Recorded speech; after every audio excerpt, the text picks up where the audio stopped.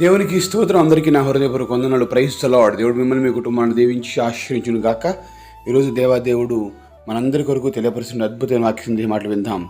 యోహాను సువార్త 16వ అధ్యాయం 24వ వచనం. ఇదివరకు మీరేమీయో నా పేరిట అడగలేదు, మీ సంతోషం పరిపూర్ణమగునట్లు అడుగుడి, మీకు దొరుకును.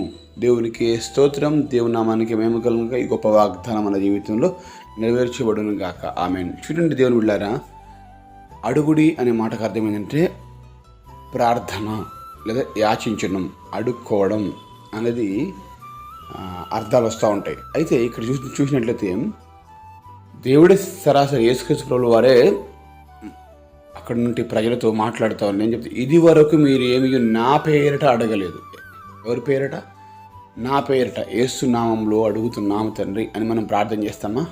అదేవిధంగా మీరు అడగలేదు అంటున్నాడు దేవుడు. ఇది వరకు నా పేరిట మీరు ఏమీ అడగలేదు. మీకు ఏం కావాలో ఒక క్లారిటీ అనేది మీకు తెలియకుండానే ప్రార్థన చేస్తూ ఉంటారు.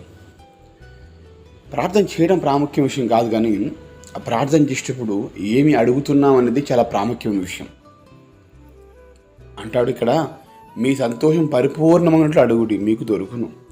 అడుగుతున్నారు కానీ ఇది అడగట్లేదు. సంతోషం పరిపూర్ణం అవ్వాలి ప్రభువా అని మీరు అడగట్లేదు. అందుకే మీరు పొందుకోలేకపోతూ ఉన్నారు. ఈరోజు చాలామంది సంతోషంగా లేక దుఃఖంతో, కన్నీళ్లతో, బాధలతో ఉంటున్నటువంటి పరిస్థితులు ఉంటారు. ఎందుకు సంతోషం లేకుండా దుఃఖం వస్తుంది మనిషికి అంటే, పరిస్థితులను బట్టి, చుట్టూ వచ్చేటువంటి అవమానాన్ని బట్టి, నిందలను బట్టి, బాధలను బట్టి కన్నీటితో వినిపిస్తూ ఉంటాడు.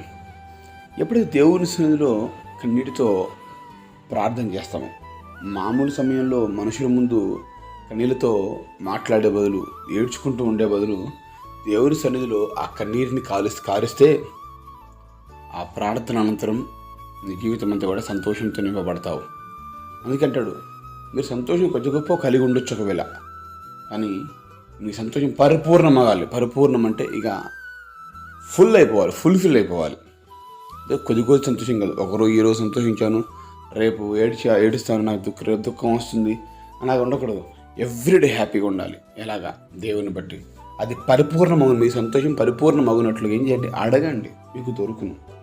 ఏదితో అడగడం కాదు, ప్రభువా నేను నీ వాక్యాన్ని బట్టి సంతోషంగా జీవించాలి అని అడుగు. దేవుని అడుగు, దేవుడికి తప్పక సహాయం చేస్తాడు, దేవుడికి తప్పకుండా ఇస్తాడు.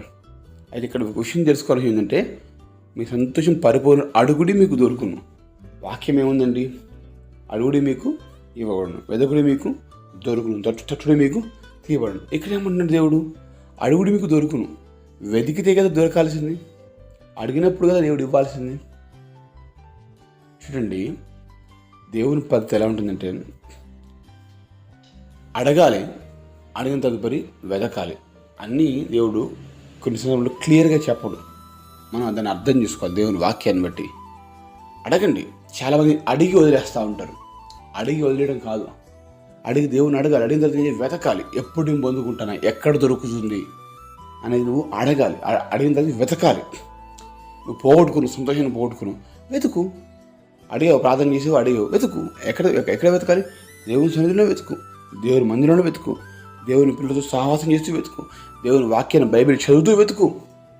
ఖచ్చితంగా నీకు సమాధానం దొరుకుతుంది, సంతోషం దొరుకుతుంది నీకు. అందుకే అంటాడు దేవుడు, మీ సంతోషం పరిపూర్ణము అగునట్లు అడుగుడి, మీకు దొరుకును. స్తోత్రం కలుగును గాక. అడుగుతున్నావా ఈరోజు? ఏదేదో సమస్యలన్నీ దేవుని ముందు చెప్తా ఉన్నావు. ప్రభా ఈ సమస్యల కన్నా ముందు నేను సంతోషం పరిపూర్ణమా, నా సంతోషము ఎల్లప్పుడూ ప్రతిరోజు సంతోషంగా ఉండాలి. నా కుటుంబాన్ని బట్టో, నా భర్తను బట్టో, నా పిల్లల్ని బట్టో, నా పిల్లలకు రావాల్సిన ఉద్యోగాలను బట్టో, వారి చదువులను బట్టో, లేకపోతే వారి యొక్క వివాహాలను బట్టో, నా యొక్క ఆర్థిక పరిస్థితులు బట్టో, అప్పు బాధలను బట్టో, కుటుంబంలో నుండి గొడవలను బట్టో నేను సంతోషంగా ఉండలేకపోతున్నాను. ఇక నేను సంతోషం పరిపూర్ణంగా ఉండాలి అని దేవుడిని అడుగు. దేవుడు తప్పకుండా సహాయం చేస్తాడు. కనుక ప్రయత్నం దేవుని బిడ్డలారా, ఇంత గొప్ప వాగ్దానం దేవుడు నీకు ఈరోజు తెలియపరుస్తుండగా ఇక నుంచి అడుగుతాం, వెతుకుతాం, కావాల్సిందాన్ని పొందుకుందాం, సంతోషంగా జీవించుదాం. దేవుడి మాట దీవించుగా ప్రార్థన చేసుకుందాం. ప్రార్థన. మహాగణుడా, పరిశుద్ధుడ, ప్రేమగల తండ్రి, వందనాలు, స్తోత్రములు. ఇదిగో సంతోషం పరిపూర్ణమట్లు అడుగుడి, అది మీకు దొరుకునన్నావు కదా ప్రభా. నిజమే తండ్రి, మేము మా జీవితాల్లో ప్రభా తండ్రి ఆ సంతోషాన్ని పొందుకుంటూ సహాయం చేయడం వేడుకుంటున్నాము. అనుగ్రహించండి, కాపాడి రక్షించండి, స్థిరపరచండి, బలపరిచి దేవునితో ఆశ్రయింపజేయమని వేడుకుంటున్నాం.